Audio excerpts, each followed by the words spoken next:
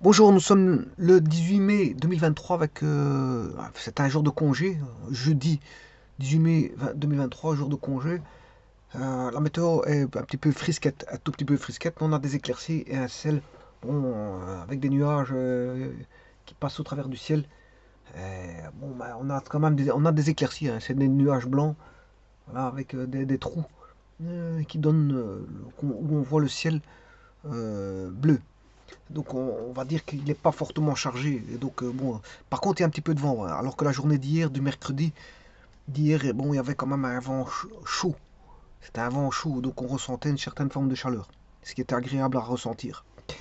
Alors ceci étant dit, je vais faire une vidéo ici qui va concerner donc la programmation voilà, d'une horloge au travers du logiciel GeoGebra.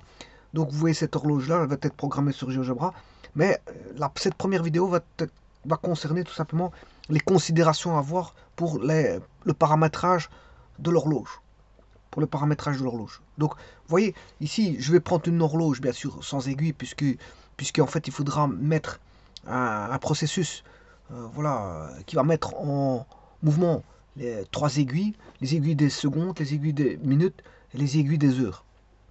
Donc, ce qui veut dire que le temps est donné par, voilà, alors comment était donné le temps auparavant? On pointe un bâton en fonction de, voilà, de la rotation du soleil, et grâce à l'ombre, on pouvait dire, bon, quelle heure qu'il était. C'est un petit peu ça.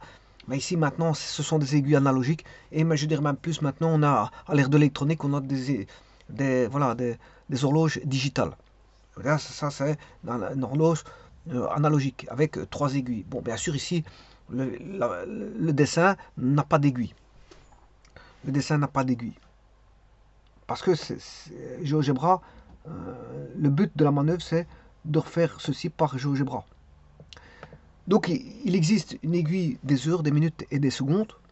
Alors, je vais partir les trois aiguilles. Bon, pour les différencier, il y en a une qui est toute mince. Toute mince.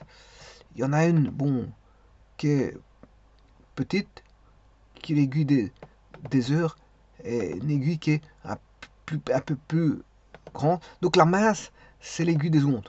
Voilà, et alors on a ceci, la grande, voilà, c'est les aiguilles des minutes. Donc on a l'aiguille des minutes, qui est un peu plus grosse, hein, les minutes. L'aiguille des heures,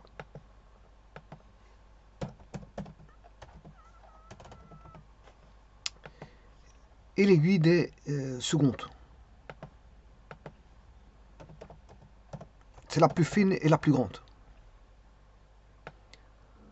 Voilà. Et c'est de ça que ça va consister. Alors, la première chose à voir, c'est que, bon, qu'est-ce qu'on peut apercevoir dans une horloge? Beaucoup de choses. Tout d'abord, une horloge, ici, c'est une horloge analogique. Bon, c'est un cycle de temps. Le temps tourne. Voilà, le temps est cyclique ici, hein. Quand on arrive, voilà, que vous remarquez qu'on arrive à 12. On va pas plus loin que 12. Or, une journée, c'est 24 heures, hein. Donc, ça veut dire qu'on va parcourir deux fois, euh, 12. Donc vous pouvez constater ici on a on n'a pas 24 heures, on a 12 heures. On pourrait faire une horloge de 24 heures, hein, mais bon ici c'est une horloge de 12. Ça veut dire que pour faire 24 heures, il y aura euh, l'avant-midi, l'avant-midi qui est 12 heures midi, et l'après-midi, où on dit en anglais antemeridian, post-meridian et antemeridian. Voilà, et donc, comment. Et cette horloge, on sait bien que c'est circulaire. Donc, c'est circulaire, c'est un temps cyclique, tout va tourner. Voilà, on a une aiguille ici. Et donc, on va voir ce qu'on appelle une rotation d'aiguille. Ce sont des rotations, puisqu'on a un centre où les trois aiguilles ne bougent pas. Ça, c'est le centre de rotation. Oh. Et donc, vous aurez compris qu'ici, on va avoir à faire une rotation.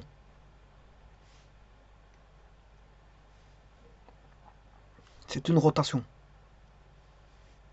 Alors, comme je l'ai dit, l'aiguille bleue est un peu plus grosse, hein, ainsi que l'aiguille rouge. Donc, ça, elle est plus grosse. Alors, l'aiguille rouge, c'est pareil. Voilà. Et l'aiguille mince, c'est l'aiguille des secondes. Alors ça va subir une rotation. Et bien sûr, on va toujours revenir au 12. Et donc on aura 2 fois 12. Parce que 24 heures, il faut passer par le 12. Et puis le 24 heures, c'est minuit. Là, ça sera midi et minuit.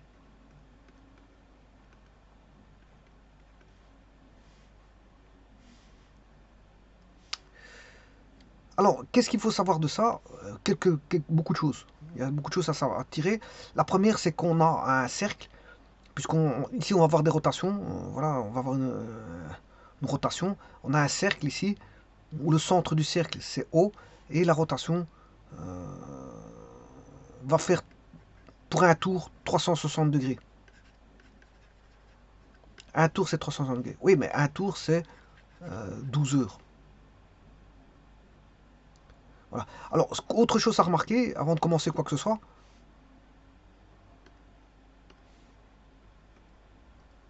eh bien, on a des graduations ici. 1, 2, 3, 4, 5, 6, 7, 8, 9, 10, 11. On a 12 graduations.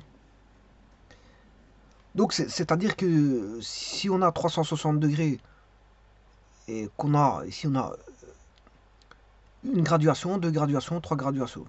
3, 4, 5, 6, 7, 8, 9, 10, 11, 12. 360 divisé par 12, ce qui fait 30 degrés. Donc là, on a 30 degrés, 60, 90, 120, 150, 180. Bien sûr, le 0 degré, il est là. 0, 180, 270, 300,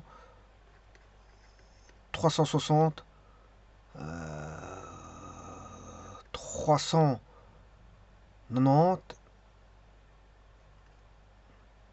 Non, ça c'est pas possible. Parce que je arrive à 360. Je me suis trompé quelque part. 3, 6, 9, 12, 15, 18. Oui, à mon avis, c'est là. 18, je les appelle le 210. 210. 240. 270.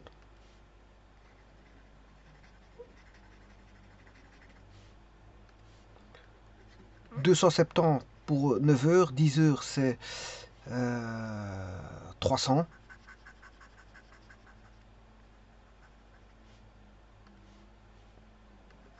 300 degrés pour 10 heures. Et 330 pour 11 heures et 360. On retombe à 0 pour 12 heures. Voilà. Alors ça c'est une chose. Alors maintenant je vais voir les petites graduations. On en compte 60. Alors bien sûr on a 1, 2, 3, 4, 5 graduations. Mais comme on a 5 graduations, 30 degrés divisé par 5, ça fait une petite graduation, c'est 6 degrés. Voilà, il est divisé en 6 degrés. Donc il est divisé en 6 degrés et en 30 degrés.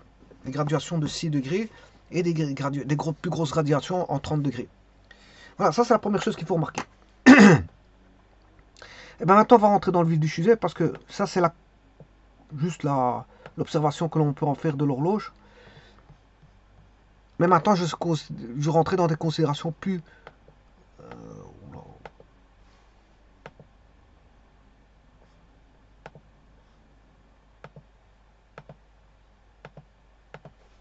mécaniques.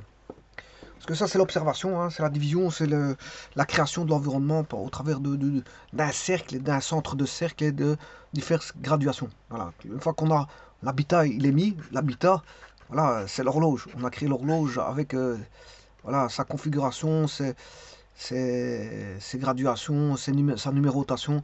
Voilà. Et là, maintenant, on va faire, comme on a mis en place l'horloge, elle existe avec voilà, ça. Maintenant, on va faire les lois mécaniques de parcours des aiguilles. Maintenant, on va mettre en mouvement les aiguilles. Alors, les aiguilles logent dans l'habitat, hein. L'habitat, c'est, comme je l'ai dit, la numérotation, les graduations, tout ce qui s'ensuit. Maintenant, le problème, c'est qu'on a 3 aiguilles. Alors, le tout, c'est de faire un lien entre les vitesses, les différentes vitesses des aiguilles. Donc, c'est le lien entre les différentes vitesses des aiguilles. Mais les aiguilles, bien sûr, on en met un contexte, puisque on a des graduations, et les graduations, c'est comme si on avait un repère. Hein. C'est comme si on avait un repère. Les graduations jouent le rôle de... c'est un repère. C'est un repère, bien sûr, qui est en cercle. C'est un repère en cercle, et pas linéaire. Et donc maintenant, je peux faire les comparaisons, et donc voir comment tournent les aiguilles. Alors,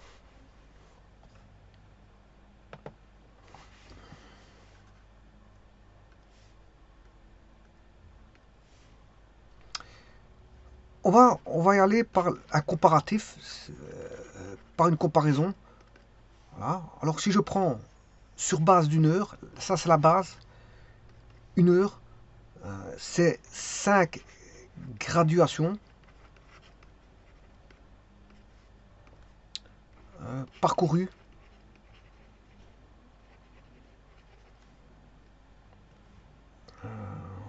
parcouru, c'est l'aiguille. C'est l'aiguille qui parcourt. 5 graduations parcourues par l'aiguille des heures. L'aiguille des heures. Toujours sur une base, pour avoir le même comparatif, bien sûr, il faut comparer ce qui est comparable. Donc sur une base d'une heure,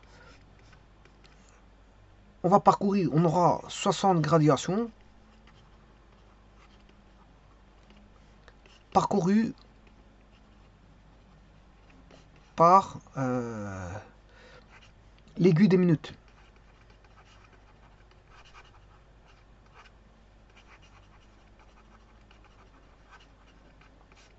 Bon, toujours sur une base d'une heure, on aura 60 fois 60 graduations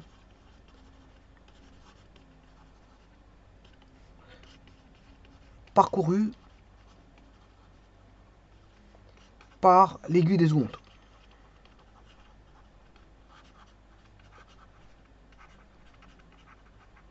Alors vous aurez compris qu'il y a 3 temps là, c'est 3 temps. On a le temps en heures, le temps en minutes et le temps en secondes.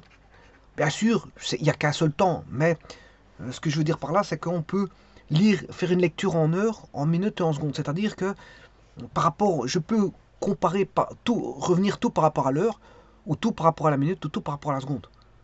Voilà, mais ici, on a un système qui va donner 3 temps.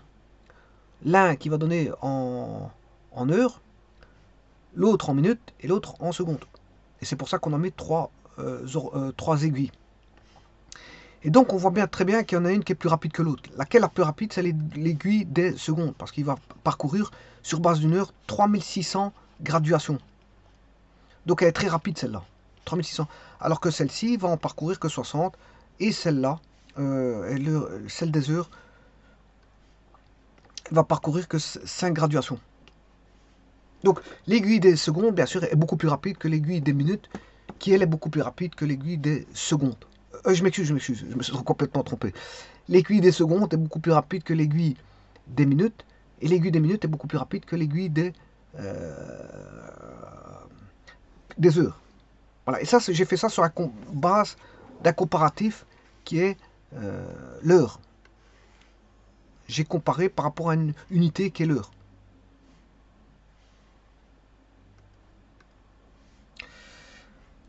Voilà, et sur base de ça, ben, je peux entamer le calcul de mécanique. Puisque je vais faire une comparaison, la comparaison, bon, elle est faite.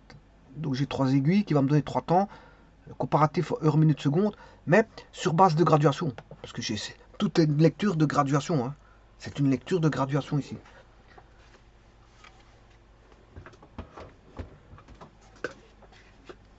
Alors, avant toute chose, je vais mettre la formule de mécanique.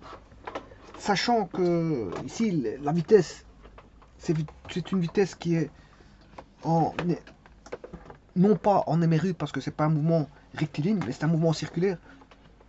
Et c'est un mouvement circulaire uniforme, avec l'accélération qui est nulle. Donc on a l'accélération, c'est oméga prime, hein, c'est la divisée de la. Alors je vous rappelle, bon, je vais le faire dans un petit instant. Je vais expliquer dans un petit instant, je ne vais pas aller trop vite non plus. Alors, la vitesse, elle est donnée en mètres par seconde. Ça, c'est la vitesse linéaire, bien sûr. La vitesse linéaire est donnée en mètres par seconde. Ce qui veut dire que si je fais la vitesse, la vitesse fois des secondes, ben, j'ai des mètres. C'est-à-dire que l'espace qui est en mètres, l'espace est donné en mètres, c'est une vitesse et la seconde, c'est un temps. Et la vitesse est donnée en mètres par seconde. Donc, la loi de l'espace, donc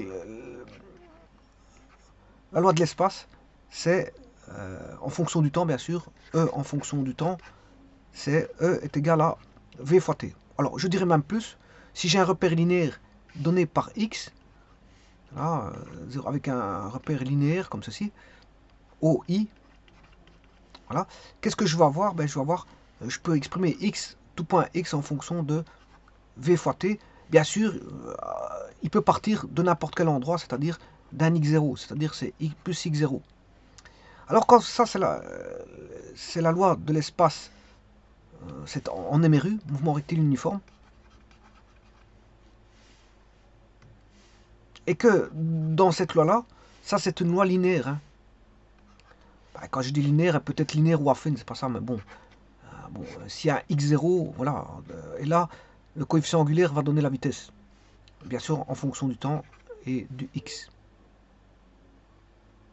Alors comment est la vitesse? La vitesse, elle est constante. Dans un MRU, la vitesse, elle est constante. En fonction du temps, bien sûr. Et comment est l'accélération? Mais l'accélération, elle est nulle. Donc si je mets l'accélération, ben, l'accélération, elle vaut 0. A égale 0. Et donc là, vous voyez que c'est la loi du MRU du MRU.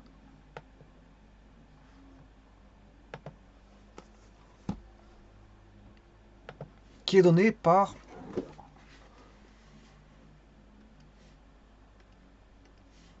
x est égal à x0 plus v fois t avec la vitesse qui est constante et l'accélération qui est nulle. Et ça, on a bien une loi du MRU. Eh bien, ici, comme on a affaire à une horloge, c'est un mouvement circulaire uniforme. Il n'y a pas d'accélération non plus. C'est-à-dire que j'aurai θ qui est là, voilà, le parcours en radian de l'arc parcourant en radian. Voilà, c'est θ par exemple. Mais θ, il vaut quoi? Ben, il vaut un θ0 plus à une vitesse angulaire en radians par seconde. Donc là, on est en radians par seconde. Là, ce sont des radians, le temps est en seconde. Hein. Bon, seconde, c'est SEC ou S, hein, ça dépend les pros. Vous allez voir qu'est-ce qui est utilisé, je veux dire, voilà, RD ou RAD. Vous allez voir hein, les symboles des unités. Vous prenez les bons symboles, parce que ici, bon, c'est vrai que je prends rad pour dire que c'est radian. Radian par seconde. Alors, tout à l'heure, j'avais mis S, donc je gardais S pour la seconde. Alors, SEC, on peut mettre SEC, mais ça dépend. Bon, vous regardez les symboles qui sont normalisés, hein, parce qu'il ne faut pas faire n'importe quoi non plus. Alors, prenez les symboles normalisés pour la seconde. Moi, j'ai mis S. Je vous dis que c'est... Voilà. Alors, ici, oméga, c'est constant, sa vitesse angulaire, et l'accélération qui est oméga prime, elle vaut 0.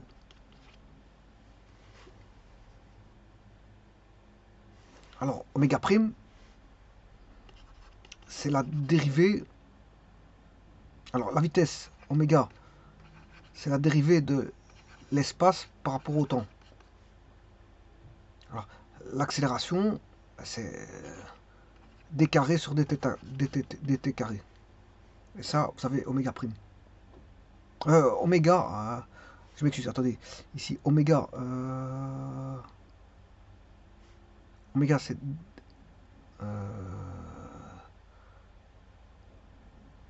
d de la différentielle. Oui.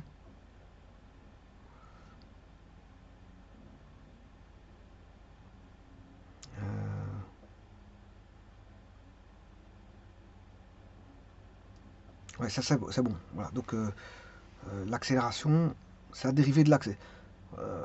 Donc ce qui veut dire que c'est dérivée seconde de θ.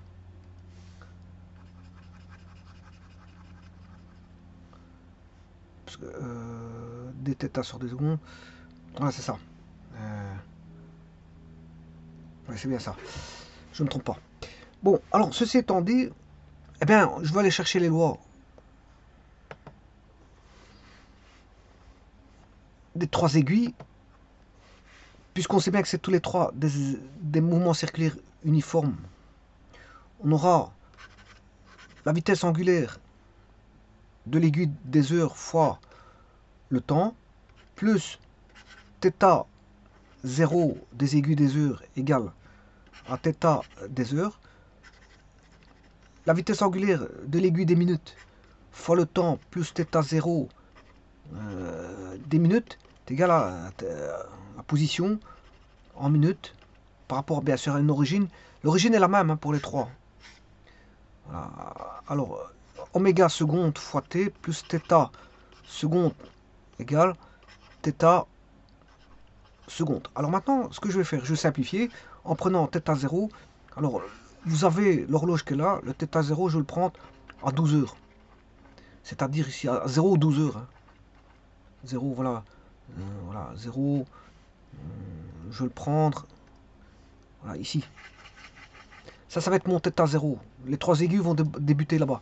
C'est-à-dire que je veux dire, je vais faire une simplification. θ 0 égale θ 0 h égale θ 0 min égale θ 0 seconde égale 0. Et donc la loi va se simplifier.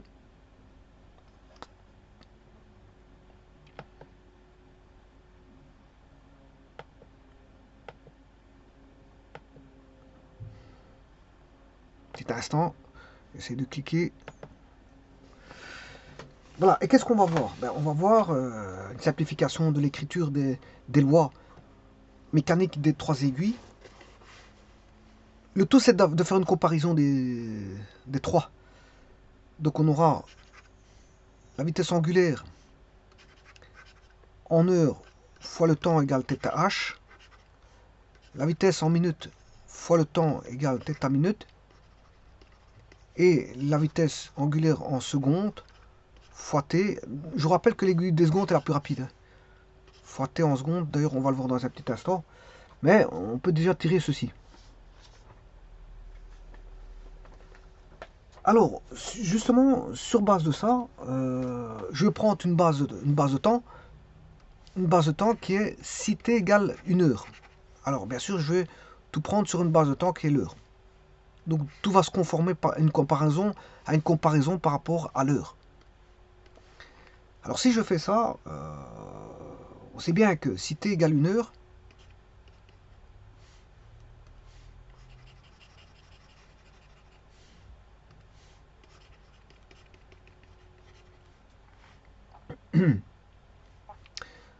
alors, il faut voir ce que parcourt l'aiguille des heures. Ouais, je ne sais pas pourquoi j'ai marqué deux fois la même chose, mais...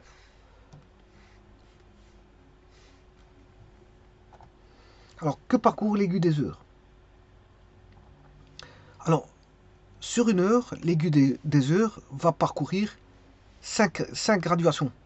Alors, par exemple, là, il y a 1 heure. De 1 à 2, il y a 2 heures. De 2 à 3, il y a 1 heure. Donc, c'est-à-dire il va parcourir 5 graduations. Donc, sur une heure, les aiguilles des heures, sur base d'une heure. Alors ici, je passe bien sûr en graduation. Hein. Vous voyez que je passe dans un autre... je parle en termes... Le θ sera en termes de graduation. Le θ. Donc c'est 5 graduations. θ, c'est 5 graduations. Alors, l'aiguille des minutes,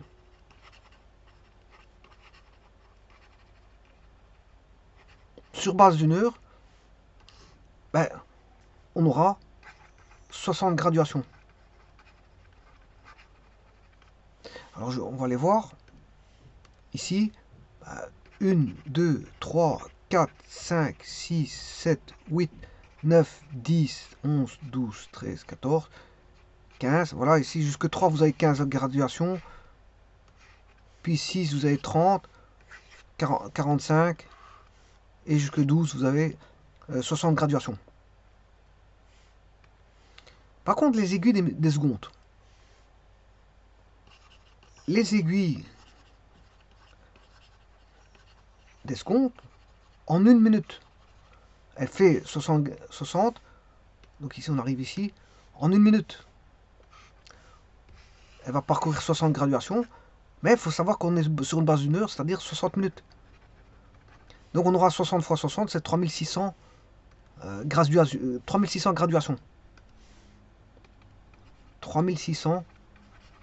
graduations. Et là, grâce à ça, je peux avoir les vitesses.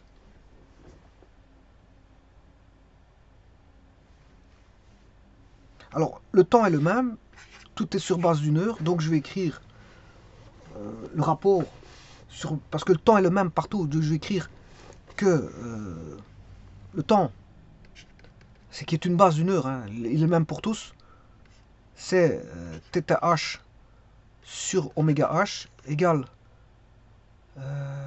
θ min sur oméga min égale θ seconde sur oméga seconde.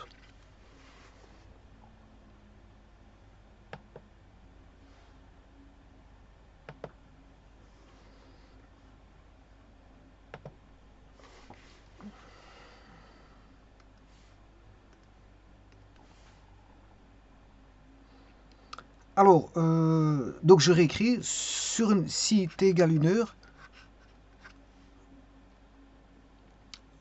θh sur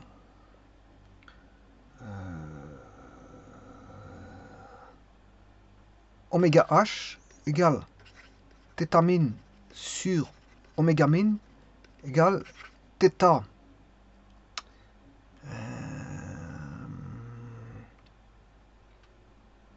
seconde sur oméga seconde. Et ça, c'est sur base d'une heure. Le temps vaut 1 heure.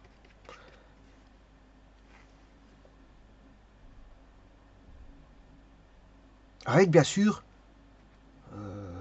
θh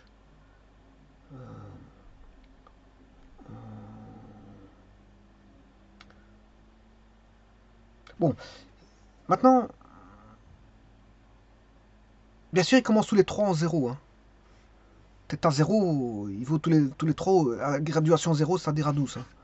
On commence ici, tous les 3. Les 3 commencent ici. Les 3 aiguilles démarrent le mouvement tous les 3 en même temps. Pour pouvoir les comparer, bien sûr. Pour pouvoir les comparer, il faut un endroit bien précis qui partent tous les 3 au même endroit pour voir lequel qui va plus vite et lequel et comment voir les rapports des vitesses. Alors, si je fais θh, je vais prendre la 1, 2, 3. Si j'écris θh sur θ min, je vais comparer les heures et les minutes. Mais ça fait θh sur θ min, ça fait oméga h sur oméga min. C'est-à-dire que là, on aura, en termes de graduation, θh, c'est 5 graduations de l'heure, et θ min, c'est 60 graduations de l'heure qui vaut oméga h sur oméga min. Et ça, je peux tirer que oméga h égale 5,65, c'est un douzième. Un douzième d'oméga min. Ou en d'autres termes, oméga min est égal à 12 fois oméga h. Alors, et ça, c'est un résultat fort important. Donc ça veut dire que l'aiguille des minutes est 12 fois supérieure à l'aiguille des heures.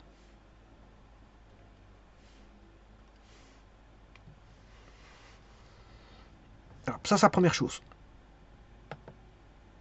Deuxième chose, je vais comparer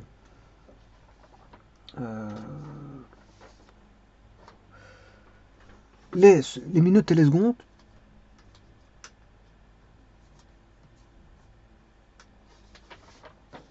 Donc toujours par le même procédé, je rappelle,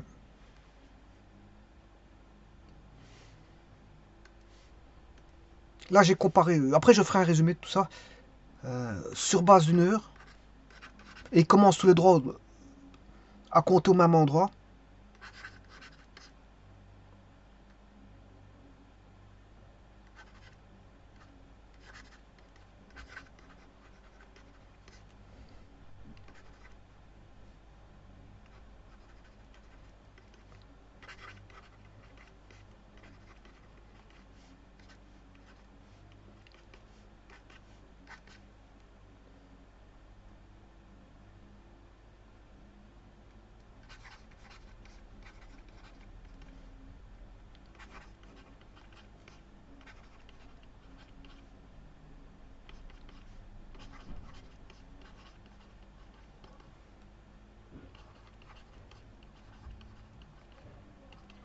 Alors, θ heure,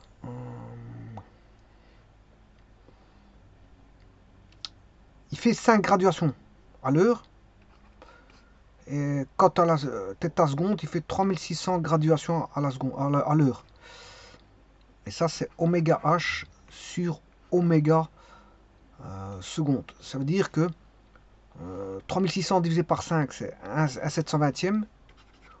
Oméga h égale 1 720e de oméga seconde. Ça veut dire que oméga seconde égale 720 fois l'aiguille des heures. Vous voyez que l'aiguille des secondes est beaucoup plus rapide que l'aiguille des heures.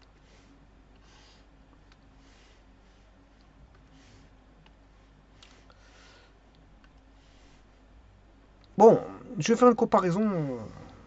Là, j'ai fait comparaison seconde, heure, heure, minute, et je vais faire comparaison minute, seconde.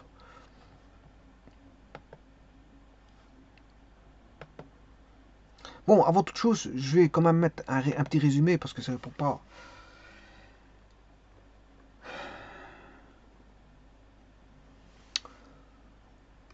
Oméga min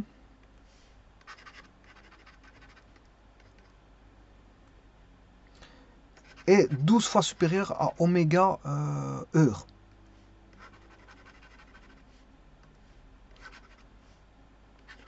Oméga seconde est 700 fois supérieur qu'oméga heure. Maintenant, je vais faire oméga seconde par rapport à oméga min.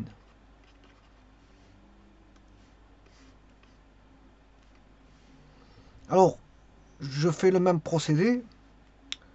Θ min,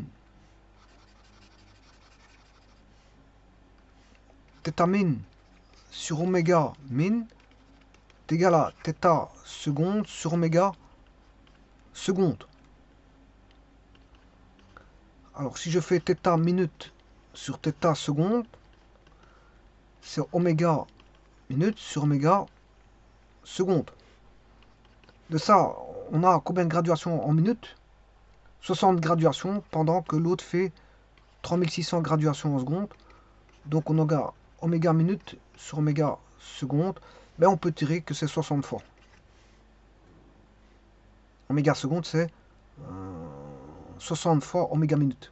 Et là, vous avez tous les rapports de vitesse. Donc on voit les rapports de vitesse entre oméga min, oméga heure. Et donc vous voyez bien que c'est bien un procédé par comparaison. On fait un comparatif des trois vitesses.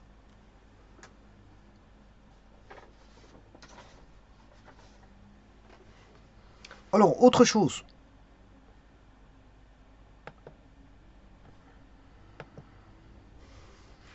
Je vous rappelle que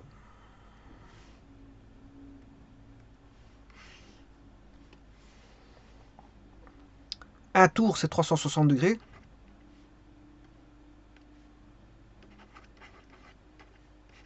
Ça, c'est un tour. Et que pour faire une heure, je rappelle qu'il faut faire 360, il y a 12 heures. Hein. 1, 2, 3, 3, etc. 4, 5, il y en a 12. 12. Les petites graduations, il y en a 60. Les petites et les grandes, il y en a 12. Les petites, il y en a 60. Ce qui veut dire que 360 divisé par 60, mais une graduation, c'est 6 degrés. On a 6 degrés par graduation.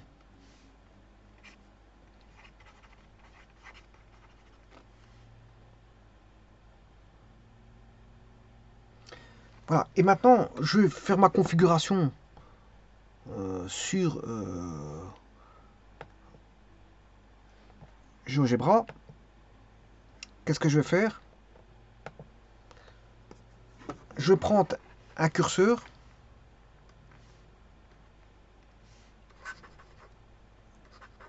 Curseur qui va toujours être croissant. Il va toujours être croissant. Donc il va toujours augmenter. Toujours dans le sens croissant. Donc quand il a terminé 12 heures, ben, il va continuer à recommencer là où il était. Il va toujours tourner en étant croissant. Alors pour ça, pour mettre 12 heures c'est quoi? 12 heures, on va mettre c'est le maximum que je peux aller sur l'horloge parce que j'ai une horloge de 12 heures. Donc 12 heures en secondes, c'est 3600 secondes. Voilà. Et bien sûr, ça c'est 12 heures. Il faut faire 12 fois 3600 secondes, mais un tour c'est 360 degrés. Et donc voilà l'intervalle qu'il faudra mettre au maximum. Le travail, enfin l'intervalle ce sera ça. L'intervalle ce sera ça. Bien sûr, en croissant, bien sûr dans le sens, il faut le mettre dans le sens horlogique. Non, dans le sens croissant. C'est un sens croissant.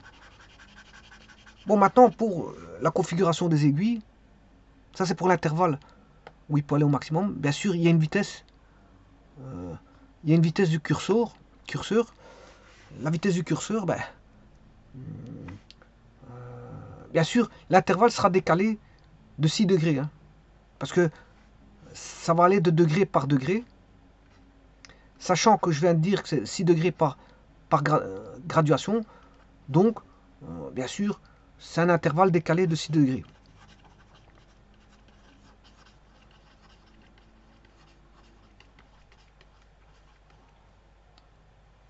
Parce qu'une graduation, c'est 6 degrés.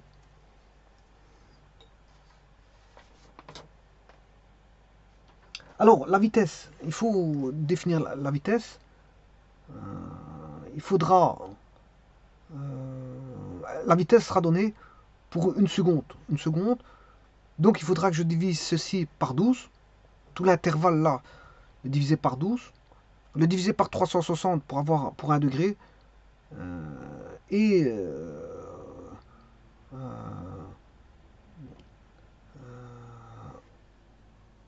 Et là, si je dois encore le diviser par 60.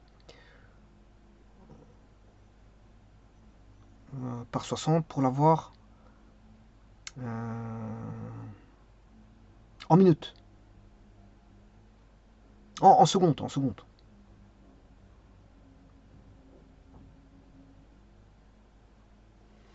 Pour l'avoir en secondes.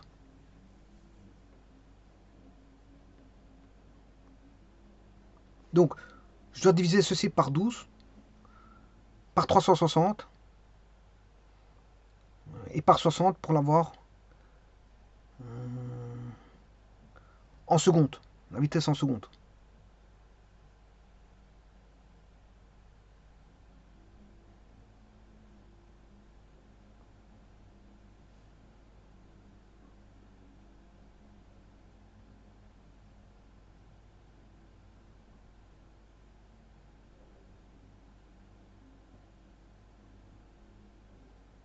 Bon, on va regarder ça sur une vidéo. Une autre vidéo, je vais construire ceci. Je vous remercie.